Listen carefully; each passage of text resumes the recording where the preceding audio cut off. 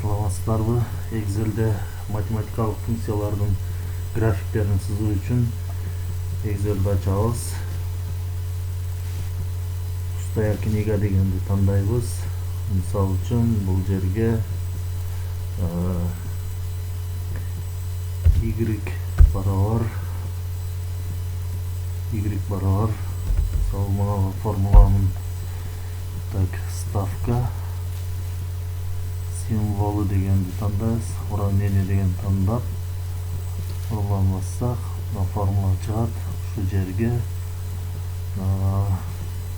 y барабар ушу жерге формуланы коелук. Так,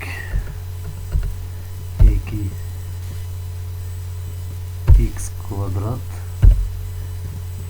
квадрат минус 5x плюс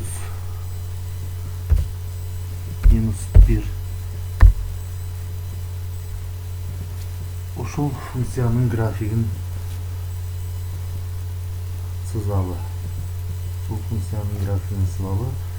Ал үчүн бул жерге x деп жазабыз. Бул жерге y деп жазабыз. Ортого жылдырып алалы буларды мындай. Андан кийин бул жерге диапазонду коелу. Мисалыга минус 3-төн 3-кө чейинки аралыкты алалы. Бул жака ушул минус 3 x-тин ордуна минус 3 деген маанини x-тердин ордуна коюп, функциянын мааниси чыгыш керек бул жака. Ал үчүн жолчого формуланы жазабыз. Барабар x-тин маанисин белгилейбиз. Көбөйтүү, бул жерде 2 көбөйтүү x-тин маанисин белгилейбиз. Көбөйтүү x квадрат болгон үчүн дагы x-ти белгилейбиз. Кошуу эмес, минус экен, минус 5 көбөйтүү x-тин маанисин коебуз. Дагы ушуну басабыз. Андан кийин минус 1 деп жазып теңтерди басабыз. Минус 3-тү x-тин ордуна койгонубузда мына функциянын мааниси 32 чыгат экен. Андан кийин минус 2, минус 1, 0, 1, 2, 3 деп маанилерди койдук. Бул жерге формула коюлган. Ушуну копировать этип туруп эле ылдый жактагы ячейкаларга коебуз, жылдырабыз. Ставить коебуз. Бул жерге коюп туруп ставить, жерге коюп ставить.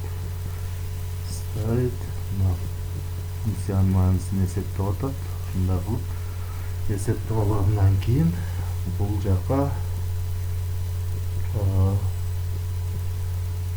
белгилеп туруп бул жерден ставка дегенди басабыз. Дагы рекомендуемая диаграмма деген бассак, диаграмма чыгат. Мынаны тандап коелу.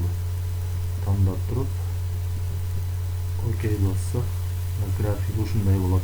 Минус 3-тө 32, минус 2-де 17, минус 1-де 6, 0-дө минус 1, 1-де минус 4, 2-де минус 3, 3-тө 2. Ушундай болуп график сызылат. Бул жерден дагы өзгөртүп койсок болот. Ар кандай түрлөрүнү өзгөртүп тандап алсак болот. Математикалык функциялардын графиктерин дагы ушундай кылып сызып алсак болот.